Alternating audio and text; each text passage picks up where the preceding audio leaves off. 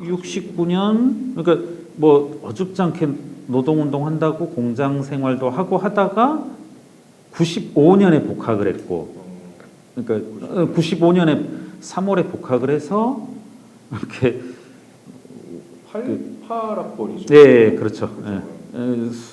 95년이니까 27에 복학을 했고 학교 다니면서 이제 지금 부인을 사귀게 된 거고 그 어느 날은 그렇게 물어봤죠. 이제 집사람이 만약에 결혼을 하게 된다면 뭐라고 할 거냐. 그랬더니 사실 그때 과외하고 있었거든요. 뭐 이제 생업이 과외였죠. 네. 형편이 뭐 좋진 않으니까. 그래서 과외한다고 하면 되지? 그랬더니 과외한다고 하면 딸을 주겠냐.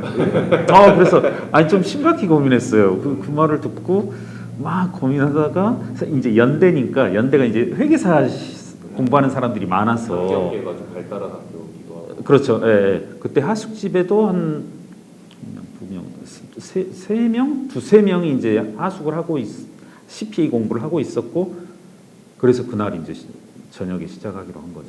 사법 시험 이건 제 취향이나 뭐 이런 거하고도 안 맞을 것 같고. 예.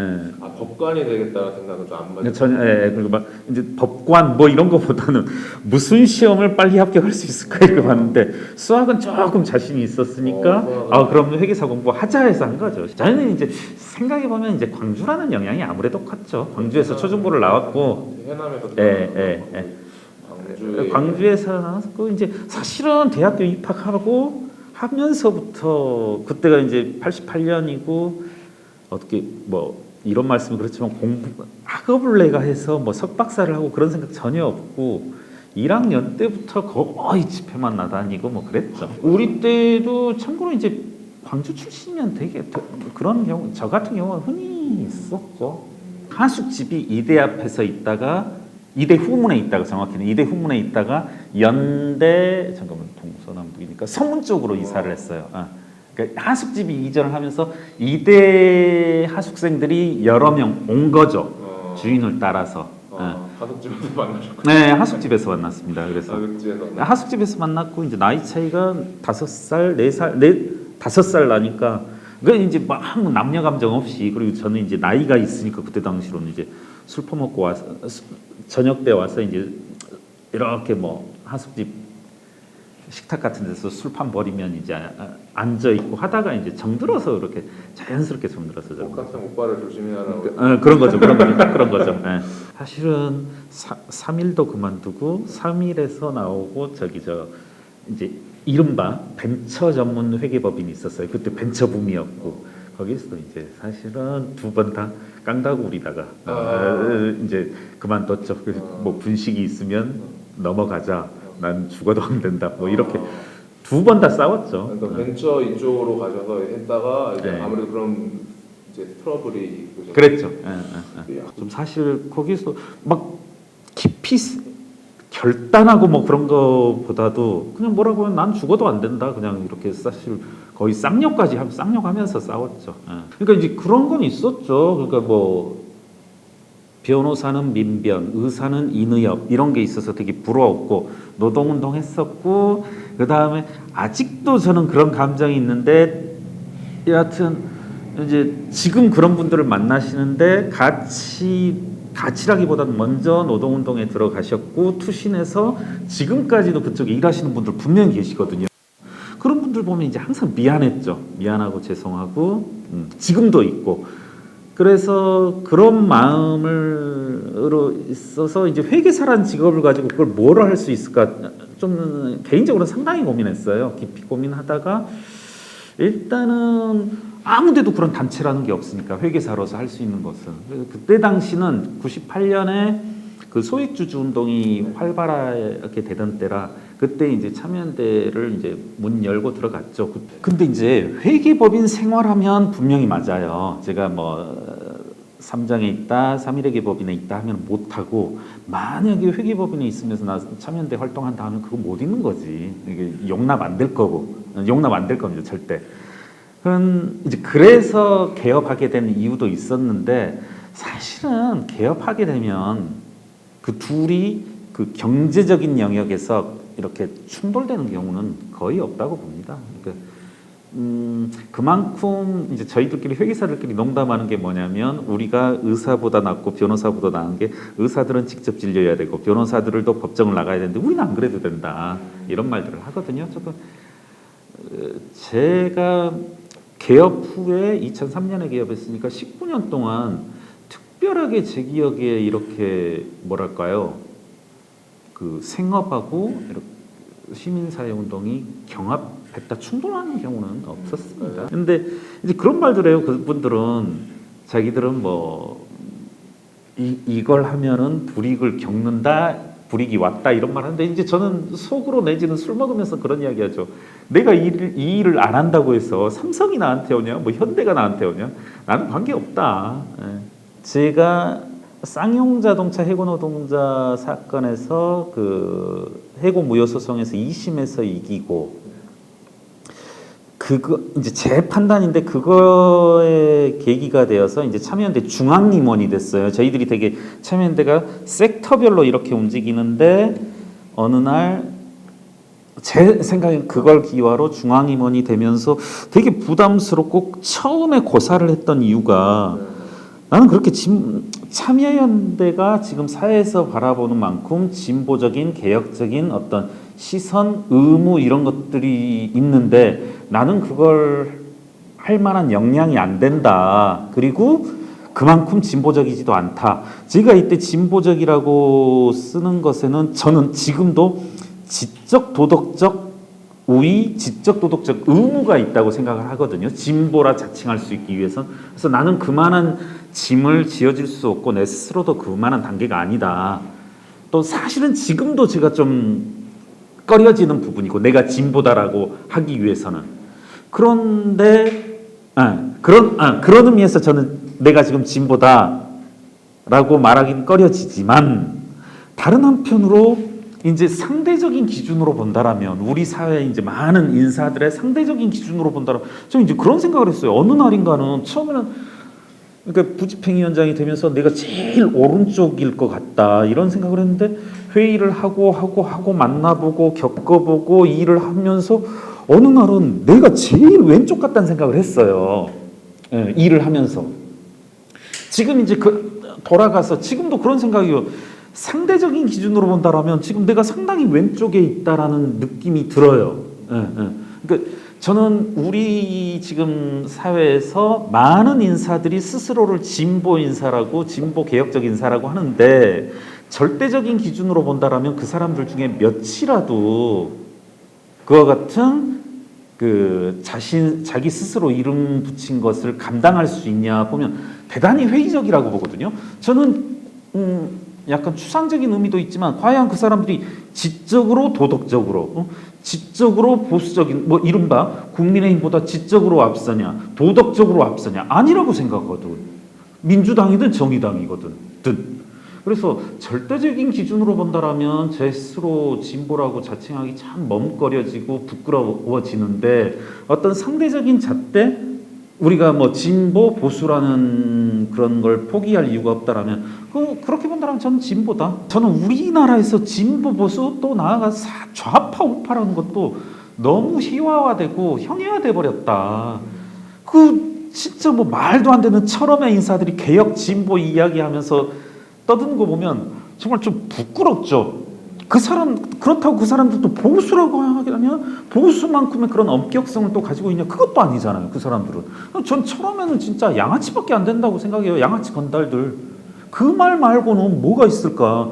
걔네들은 양아치 건달이죠. 아무리 봐도 전 이리 보고 저리 보고 이리 뜯어보고 저리 뜯어봐도 처음에 사람들은 건달? 저는 이제 홍세화 선생님 민주건달이라는 표현을 썼는데 저는 건달도 아니다. 쟤네들 양아치들이다. 참여연대 장점. 이제 저희 단체도 사실 참여연대 분들이 떨어져 나와서 만든 거니까 경제민주주의 21도. 우리 단체 그리고 전신인 참여연대의 장점은 누가 뭐를 하든 아무 말 안 한다. 예를 들어 10명 있으면 한 명이 갑자기 푹 튀어도 정말 아무 말도 안 해요. 적당히 해라. 좀 자제해라.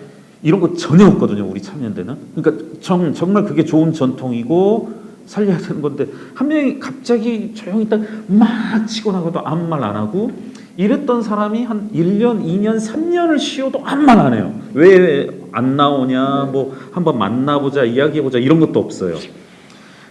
왜 이런 말씀을 드리냐면 그만큼 어떤 팀 내 한 명 한 명에 대해서도 그렇지만 팀들에 대해서도 저희가 경제금융팀 그리고 뭐 사회복지팀, 뭐 의정감시팀, 사법감시팀 이렇게 있으면 누가 뭐라고 하든 그것도 노타치예요 어떻게 보면. 그리고 우리 경제금융 외에는 뭐 의정감시팀이다, 그다음에 뭐 사법개혁팀이다 이런 걸 대단히 존중해주고 어떻게 보면 그 입장 그대로 따라요.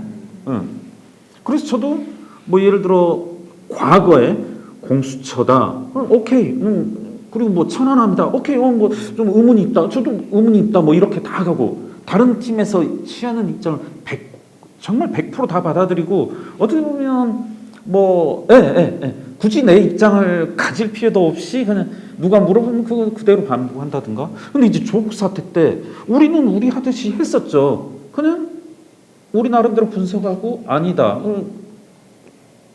질의서 보내자, 논평 내자 하는데 그랬던 적이 없는데 이제 막더라고요. 그래서 이제 질문과 관련돼서 보면은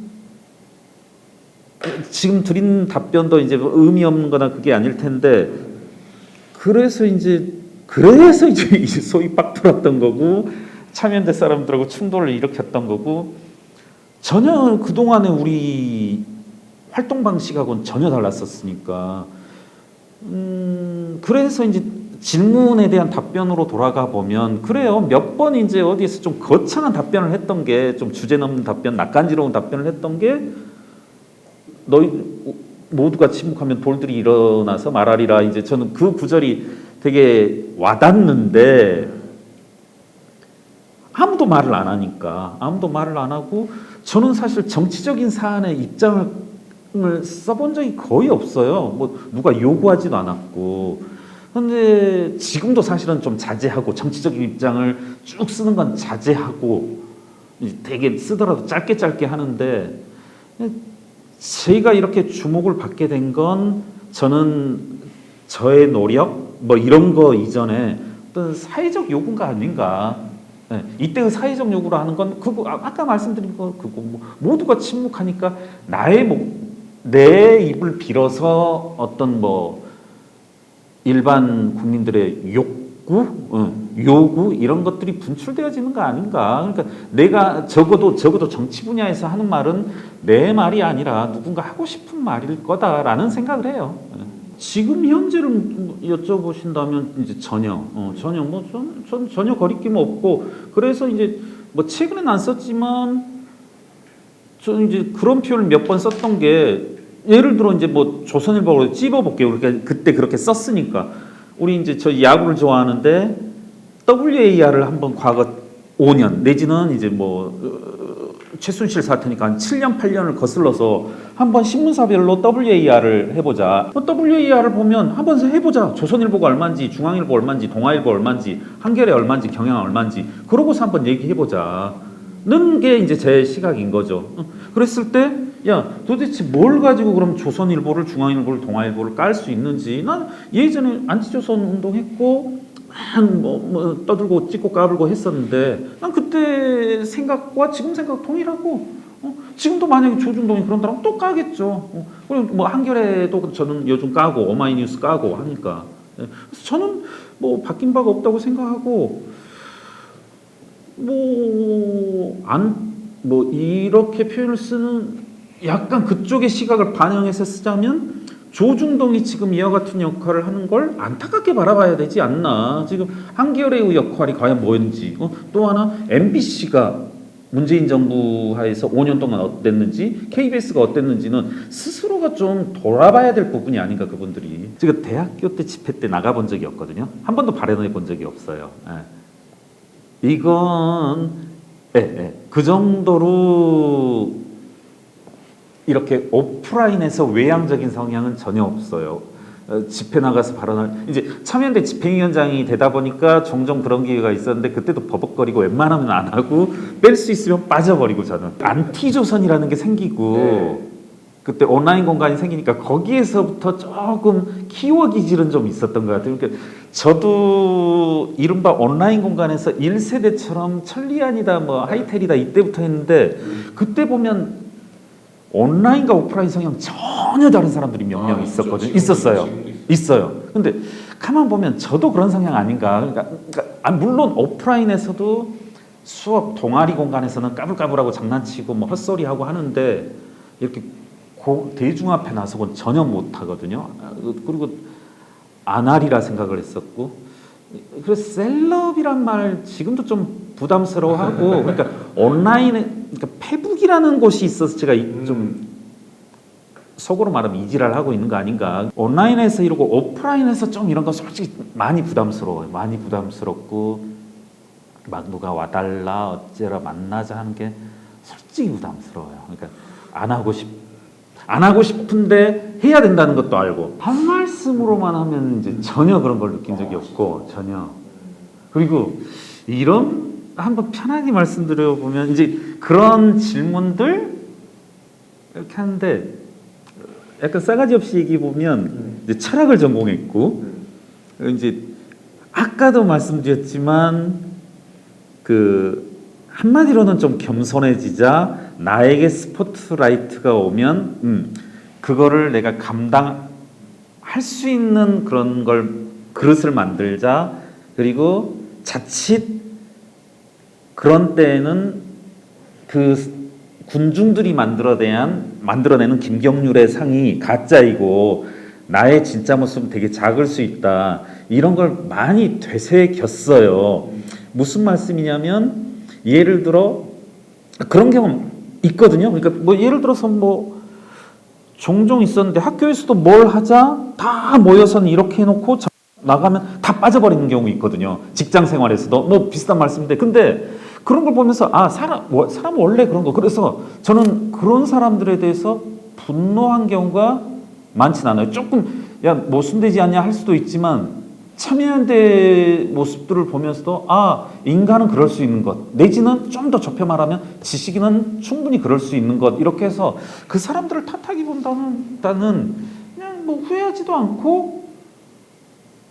후회하지 않는다는 게 말씀처럼 그런 고민을 해봤냐라는 질문을 하셨는데 또 제가 한편으로 인간이 얕아서 고민을 안 해볼 수도 있을 것 같아요. 사람들 많이 고민하는데 그런 고민은 해본 적 없어요. 그러니까 뭐 참여연대에서 저도 날짜를 기억하는데 9월 29일에 그 지랄을 할 때 그걸 고민했냐? 전혀 고민 안 했고 그렇다고 술 먹고 쓴 것도 아니고 그리고 말씀하셨는데 청와대에서도 지워달라 연락 왔고 시민사회의 좀 이제 원로급도 와서 전화와서 지워달라 했어요. 사실 그때 언론에 나오기 전에 그러니까 새벽 6시에 썼고 9시 10시 되니까 전화 왔죠. 내려달라 지워달라. 그럼 아까도 말했지만 예 알겠습니다 했어요. 저 그리고 전혀 고민 안 했죠. 많이 지울 생각도 없었고 그때 제가 안 지워요. 제가 왜 지웁니까?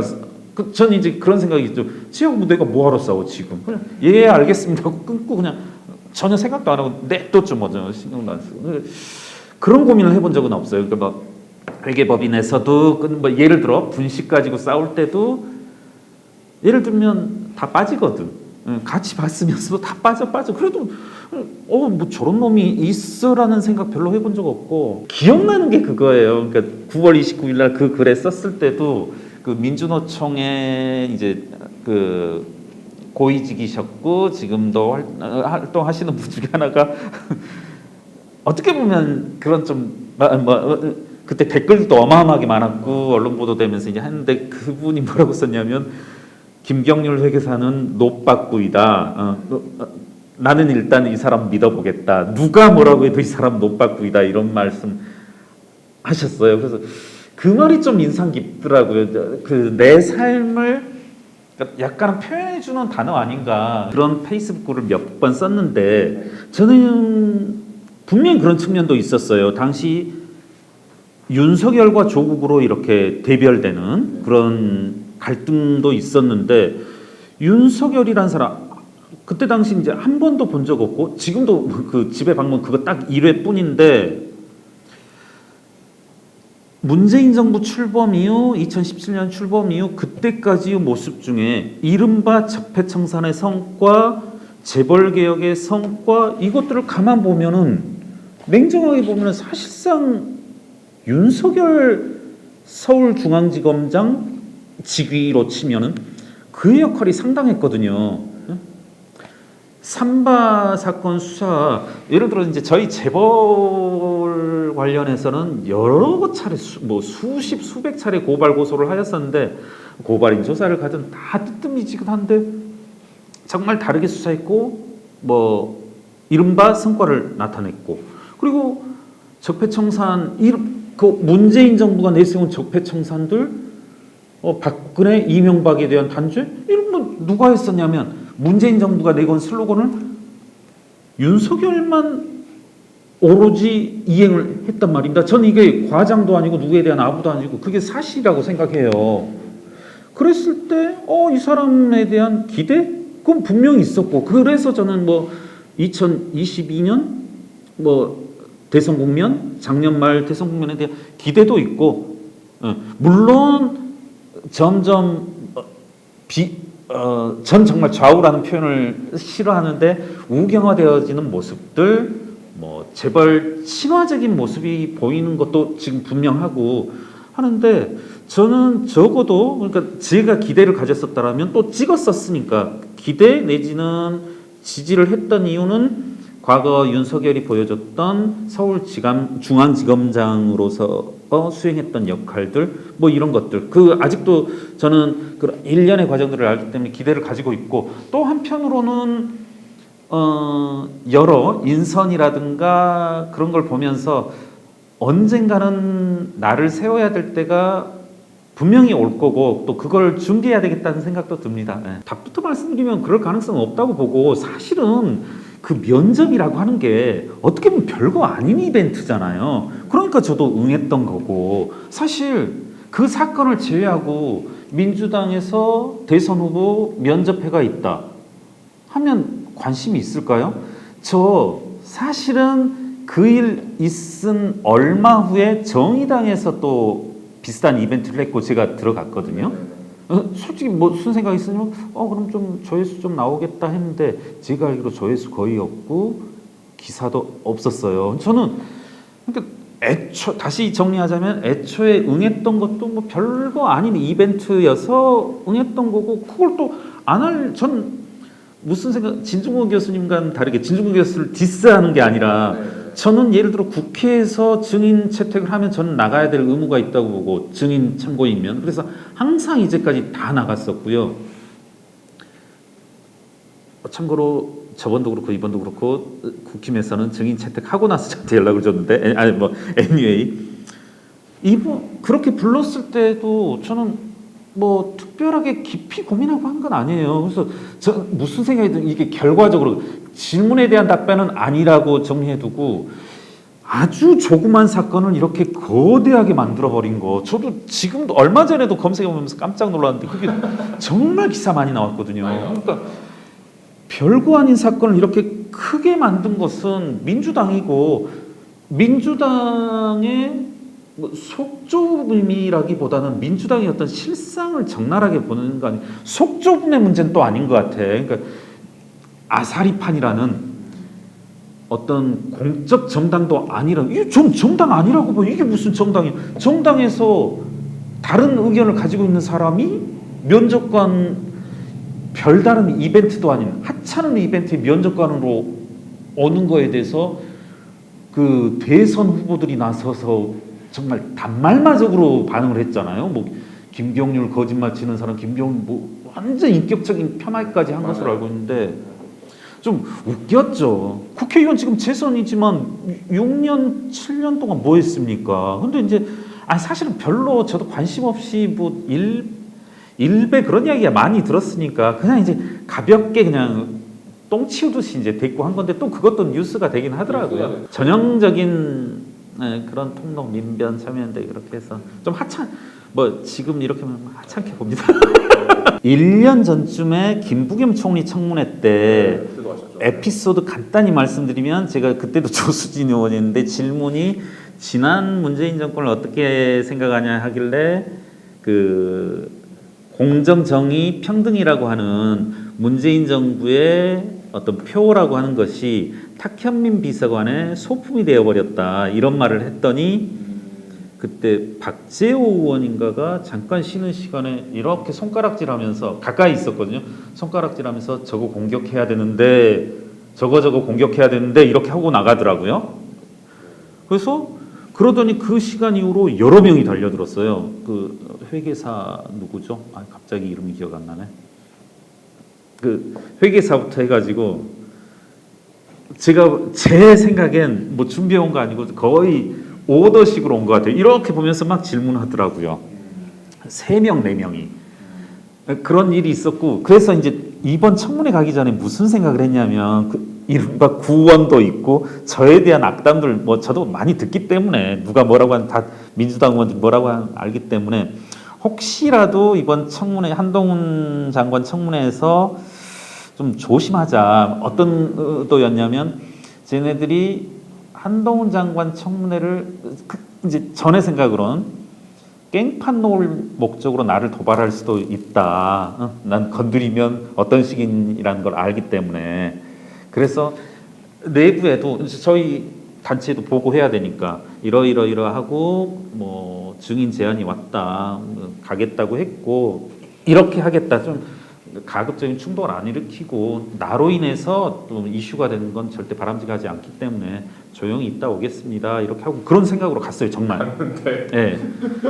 이제 페이스북엔 장난치고 했지만 정말 그런 생각으로 갔고 하는데 이제 또 울컥했던 게 이문정 그다음에 저기 누구죠 한동수 증인이 계속 티키타카 하더라고요. 티키타카 하는 게 뭐 질문하면 민주당 의원들이 질문하면 뭐 윤석열 총장이 뭐 몸집이 이래서 위협감을 느꼈다 발을 올려서 얼마나 많은 그 특수부 검사들이 이렇게 피의자들을 압박하는지 쿵짝쿵짝. 네. 그리고 정치 검사의 면모를 보였더니 되도 않는 소리를 계속 하더라고요. 무슨 생각이 들었냐면 정말 그 머릿속에 저런 이야기까지 해도 되는구나. 저렇게 개소리해도 되는구나. 이제 이런 생각이 있었죠. 그리고 이제 또 한편으로 생각하면 이제 뭐 전주의 의원이라든가 네. 조수진 의원이 이용한 것 같은데 저는 이제 항상 누가 물어보면 저는 항상 어느 자리에서 제가 아는 그대로 답변을 하거든요. 그래서 전주의 의원이 물었을 때, 전주의 의원 전에 누구셨더라? 제가 이름은 기억 못한 김영동 의원인가? 이렇게 하면 뭐 대장동 사건은 누가 핵심이라고 생각하냐? 저는 이재명일 가능성이 농후하다. 이재명이다 하면 또 소송할 거니까. 그리고 뭐 어떤 사기 규모는 1조에서 2조라고 추정한다. 뭐 지금 그건 다 데이터가 있으니까. 그럼 전주의 의원이 물어봤을 때도 안고 답변 그대로 하고 완곡하게 이야기할 필요는 없고. 근데 이제 조수진 의원이 사실 이렇게 하는데 조국 전 장관에 대해서 물을 때 제가 제 생각대로 답변을 하니까 조국 전 장관은 우리 사회의 어떤 진보 진영의 어떤 형해와 이런 것에 상당한 책임이 있다 이렇게 했더니 김남국 의원이 팍 웃더라고요. 이제 마이크는 작동 안 되니까 이제 다 못 느꼈을 텐데 이런 식으로 크게 웃었어요. 김남국 의원은 뭐 당연히 참여연대 간사 뭐 인턴 경험이 있고 하니까 알고 있던 친구고 뭐 이렇게 뭐 서로 인사도 하고 있는데 그게 이제 순간 이렇게 툭 누르더라고요. 그래서 거기서 살짝 좀 살짝 이제 갖고 사실 뭐 준비해온 단어 하나도 준비해온 거 없었고 그냥 이런 그 말은 써놨었어요. 이렇게 쭉 보면서 이렇게 하면서 무슨 생각? 민주당 놈들은 항상 은폐 그 다음에 조작 수사팀 해체 이건 메모를 그때 써놨어요. 뭐 준비해온 거 아니고 막 무슨 다른 일 사건 하다가 그래서 이렇게 하길래 그래 이제 하다가 뭐 무슨 질문이었냐면 조수진 의원이 문재인 정권의 전 법무부 장관 조국 추미애 박범계에 대해서 평가해달라. 이거에 대한 답변으로 좀 동문서답이 아니라 답변으로 제 취지는 민주당은 사건이 일어나면 은폐 조작 그 수사팀 해체의 식으로 하는데 이 3단계의 역할을 추미애 박범계가 맡았다. 이걸 이제 생각하고서 이렇게 답하리라고 생각하고 쭉 하는데 워낙 이제 날씨에서 마지막 말을 빼서 이제 약간은 동문서답처럼 보이는 면이 있는데 저는 이제 그런 식의 답변을 하려고 했던 거고 저는 이제 항상 누가 물어보든 저는 어떤 회의든지 답변할 때 이렇게 알고 있는 그대로 답변하지 애들어오진 않고 완곡어법은 하지 않으니까 예, 그랬던 거죠. 짓거린다고 이렇게 또 말씀하셔가지고. 근데 이제 그건 그런 게 있는 것 같아요. 저는 계속 짓거린다 하길래 난 짓거린단 말 한 적 없는데 생각하고 있었어요. 이 말도 한마디 아까 제가 언제 짓거렸다고 했냐는데 나중에 이제 집에 와서 보니까 지금 그런 표현을 쓰긴 썼더라고요. 그러니까 그런 거 보면 약간 이제 살짝 우리 흔한 용어로 삔떡은 민영배 의원이 바로 이쪽에 있었거든요. 무소속이어서 가까워서 계속 뭐라고 했어 계속. 그러니까 저는 마이크가 있고 마이크 없으니까 이렇게 화면에는 안 보이는데 계속 민영배 의원은 사실 민영배 의원은 제가 알기로 그때 본청문회 때 위장탈당이라는 용어에 이제 버튼 눌려져 가지고 하길래 사실 그건 이제 어그로를 끈 건데 앞선 김영동 의원인가 질문에 이제 위장탈당이라는 용어를 했어요. 어떻게 하는지 보자 하고 근데 가만히 있더라고 다들 조용하더라고 그때는. 그래서 한동훈 장관이 위장탈당이라고 할 땐 발작 버튼이 눌리더니 역시 난 급이 낮으니까 안 눌려지는구나 이렇게 봤는데 계속 노려보더라고. 계속 정말. 이제 저도 이렇게 노려봤어요. 노려보길래 이렇게 노려봤는데 또 한 군데만 하고 있긴 뭐하니까 이렇게 나중에 돌려버리긴 했는데 정말 민영배 의원은 계속 이렇게 노려봤어요. 이렇게 노려보면서 그 다음에 이제 조수진 의원 답변할 때 계속 뭐라고 했죠. 묻는 말에만 답하세요. 계속 궁시렁궁시렁 질문에 답하세요. 아까 말한 그러니까 한 조국 추미애 박범계를 평가라는 질문에만 답하라 그런 취지인 것 같아요. 질문 답변해야지. 계속 시끄럽게 하니까 말을 이어나갈 수가 없었죠. 답변하고 제가 지금 답변할 시간입니다. 한 번 했고 또 계속 하길래 제가 답변할 시간이고 그 질문에 대한 답변입니다. 여기까지 이제 참으면서 했죠. 근데 또 계속 하니까 이제 약간 성질이 나서 이제 질문에 대한 답변입니다. 이제 소리 쳤던 거고 이제 그때부터는 어떻게 보면 그 제가 일부 댓글들도 봤는데 약간 이제 저도 이제 감정선은 넘어섰는데 그게 이제 장점이라면 장점이고 사실 증인 참고인 출석 경험이 제가 많으니까 한 10여 회 되니까 그 자리에 쫄지는 않았었고 사람들이 막 떨었다 하는데 이제 감정선이 넘어서 떨린 거죠. 그 자리가 긴장돼서 떨린 게 아니라 이제 열이 받아서 떨리고 제가 제 스스로 이런 말을 하는 건 뭐하지만 그러니까 감정선이 넘었으면서도 제가 봐서 뭐 안 해야 될 말은 한다는 생각은 안 들더라고요. 딱 한 번 후회되는 게 이게 별로 안 알려졌고 아는 사람만 알고 이제 이야기할 필요가 없어서 그런데 그것도 놀랍고 고등학교 2학년 때 말에 아버님이 이렇게 성적표를 보시더니 학교 가지 마라 그러더라고요. 학교로 가지 마라. 네, 이제 성적이 이제 일단 안 좋아졌어요. 이제 아버님 성이 안 찾고 이제 히스토리는 약간 길어지는데 중학교 2학년 때 아파가지고 한 6개월을 학교를 못 갔고 그게 이제 회복이 안 되더라고요. 이제 그래서 이제 약간 지지부진했더니 학교 가지 말아라. 아버님이 누우셔서 그러길래 예 아버지 그만둘게요 하고 그 다음 날부터 학교 안 나갔죠. 그래서 이제 고등학교는 이제 검정고시거든요. 근데 그거는 조금은 이제 불편하더라고요. 나중에 이제 왜 학교 그만뒀냐 이런 거 막 다른 사람들 무슨 히스토리가 있는 것처럼 묻는데 저는 그냥 아버지가 아니 편찮으시지도 않고 그냥 이제 아버지 보면 아버지도 성격은 비슷한 것 같아. 아버지는 근데 아버지가 외향적이진 않. 근데 그렇게 말씀하셨거든요.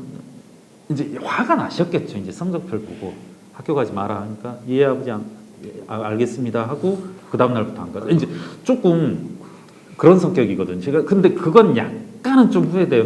나중에 설명하기 귀찮더라고.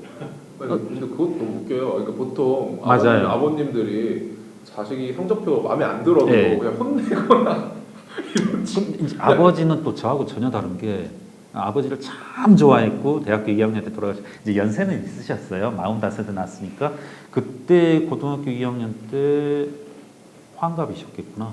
그러네요. 우리 이제 건설일 이제 건축 기사이긴 하지만 거의 반 세미 노가다식으로 하셨거든요. 이제 건강도 전체적으로 안 좋으심에도 불구하고 이렇게 하니까 전 아버지는 너무 좋아하셨는데 말씀도 거의 없으신 분이에요. 뭐 철학과 가지고 그런 말 전혀 없었고 뭐 잘했다는 말도 안 하고. 근데 그러신 분이 그러니까 1년에 한 번도 아니에요. 그러니까 경률아 뭐 해라. 경률아 저기 청소 좀 해라. 이런 말도 한 번도 안 하시는 분이거든요. 근데 이제 학교 가지 마라. 아마 제 기억엔 이제 주무시려고 누워 계시면서 눈 마주치고 하신 말씀도 아니거든요. 그러니까 학교 때려치워라 이렇게 과격한 말씀도 안 하시는 분이시고 학교 그만둬라 하길래 아버지 알겠습니다 하고 그 다음 날부터 학교 안 갔죠. 그것도 특이한 거네요. 보통 성적표를 보면 마음에 안 들어도 그냥 학교 있을 수 없는 그러니까 누구도 이런 사례는 없죠. 근데 제가 그래요. 돌이켜 보면 그래요. 그러니까 뭐 이다 아니다 하면은 근데 그건 귀찮아서 좀 싫더라고. 왜 학교 그만둬? 처음에는 다 얘기했거든요. 대학 때는 뭐 고등학교 검정고시 받고 이렇게 했다면 다 물어보고 왜 하냐 뭐 어쩌냐 이제 그래서 이제 요즘은 편하게 그냥 그먹고 나왔다 그래도 됐고 뭐 하니까 하는데 어디 가서 막 이 이야기는 안 했는데 이야기 주제가 그러다 보니까 후회된다면 그거 왜 그러냐면 불편한 거. 근데 아버지도 그 후로 아무 말씀 안 하셨거든요. 뭐 학교 가라. 대개는 그 다음날 왜 학교 안 가냐 그런 말씀 하시는데 그 다음날 그런 말씀 안 하셨어요. 아버지는 저에 대해서 제 기억에 하다못 담배 사와라 술 사와라 심부름 했을지언정 뭐 해라라는 말을 안 하셨어요. 그러니까 그만큼 아프게 말씀도 없으신 분이거든요. 근데 학교 그만 다녀라 하니까 예 알겠습니다. 존경했으니까 정말 존경했으니까 정말 존경하고 좋아했으니까 학교 그만 다녀라 하니까 예 알겠습니다 하고 이제 딱 끊어. 누구죠? 폴 오스터 소설에 나에게 아버지는 하나님이다 이런 거 있거든요. 되게 재밌는 소설로 저 읽었었는데 우리 아들도 나를 그렇게 생각하나 하고 몇 번은 해봤는데 전혀 아니더라고요. 그래서 이게 농담이 아니라 좀 그래서 약간 좀 서운하셨어요? 서운하다기보다는 내가 큰 착각을 했구나 하는 생각을 했는데 저는 아버지는 진짜 아버지가 뭐라고 말씀하든 정말 다 믿었어요 진짜. 어떤 모습? 뭐 이렇게 열심히 일하시는 모습인데? 아니면은 막 체격이 아니요 체격도 그러니까 키는 그 시대분으로 작진 않았어요. 160대 중반 정도 되셨을 거고 아버지가 막 공부하고 이제 가끔 TV 보면서 뭐라고 하면 저는 그게 다 무조건 맞는 말. 정말 그렇게 생각했어요. 무조건. 아버지가 일하면 이런 거라고 생각하고. 그러니까 기술 건축적이셨으니까 아버지가 말씀하면 이거 농담 아니고 아버지한테 막 물어보고 저는 좋으니까 아버지한테 말씀드리면 막 이렇게 물어보면 사실 그렇잖아요. 저보고 지금 회계식에 대해서 물어보면 틀릴 수 있거든요. 회계사 짬밥은 25년 차지만 회계사 과목에 대해서 물어보면 틀리는 거 많아요. 그럼 아버지가 말하면 저 답에 그렇게 써요. 진짜 중학교 때도 틀려도 그렇게 썼고 그렇게 좋아했었으니까 거의 아버님께만은 굉장히 노빠꾸가 아니셨대요. 되게 순종적인 아들이었을 것 같아요. 그러니까 아버지가 무슨 뭐 해란 말씀을 안 하시니까 그러니까 아버지를 저는 아버지가 이제 하나님 저 포로스트의 그게 딱 맞고 포로스터 그 소설을 제목을 보고 글을 읽으면서 아들들은 다 이렇게 생각하는구나 그렇게 생각했죠. 라고요. 좀 개인적으로 감동스러웠던 게 쌍차 해고 소송, 해고 무효 소송. 좀 그에 대해서는 뭐 할 말도 많고 그거에 대해서도 뭐 일이 많이 끊어지겠지만 사실은 그때 정말 우여곡절이 있고 이거에 대해서도 한 2시간, 3시간 이야기할 수 있는데 짧게 얘기하면 다 포기했던 시점이 있거든요. 뭐 이른바 진보 진영의 난다긴다 하시는 변호사분들 주로 변호사분들이 붙었었는데 완전히 다 포기했던 적도 있어요. 완전히 다. 네, 완전히. 네. 이젠 가능성이 정말 0.00001%도 없다라고 했을 때 또 아마 제가 그 말을 회의는 아니더라도 그 회의가 끝났을 때 회의가 약간 어수선할 때 휴게 시간에 그런 말을 했었던 기억이 나는데 난 이긴다. 난 져본 적 없고 분명히 이긴다. 이런 말을 했었고 그날 술자리에 가서는 이제 좀 이야기했죠. 난 이긴다. 무조건 이기니까 저기 봐라. 사실 객관적으로는 이길 가능성, 지금 돌이켜보니 이길 가능성이 없던 때였죠. 그로부터 정말 다들 안 된다고 했었을 테니까 정말 무시무시할 정도로 주변에서 심정적인 동조도 없이 했었고 약 몇 개월 동안은 거짓말 않고 한 달에 한 열흘 정도는 밤샘을 했었고 술만 먹으면 맥락 없이 울었고 그러니까 제가 고객사 가서도 고객사는 아무 이해관계 없잖아요. 그래도 술 먹다가 괜히 이제 쌍차 이야기가 조금이라도 나오면 이제 뭐 조금 성향 안 하니까 쌍차에 대해서 이야기 나오면 그냥 울었죠. 그러고서 2심에 이겼을 때 조금 뭐랄까요, 좀 되게 감격스러웠죠. 그러니까 뭐 이런 질문은 정말 이제 처음이고 이야기하면서 느끼는 건데 지금 잠깐 드는 생각은 왜 내가 아버지한테 느꼈던 걸 우리 아들은 나한테 못 느낄까 생각해 보니까 제 생각엔 핸드폰의 영향도 있을 것 같아요. 요즘은 이제 곧바로 아버지가 뭐라고 하면 검색 가능하니까 이것도 있고 또 하나 그러니까 이러면 자꾸 내가 제 스스로를 너무 높이는 것 같은데 애 앞에서도 좀 그런 말을 많이 하거든요. 아빠 그거 몰라. 아이가 아빠가 하는 게 이제 농담처럼 야 그건 너희 엄마한테 물어보. 그리고 아빠 말 다 틀리는 거다. 이런 식으로 자주 해요.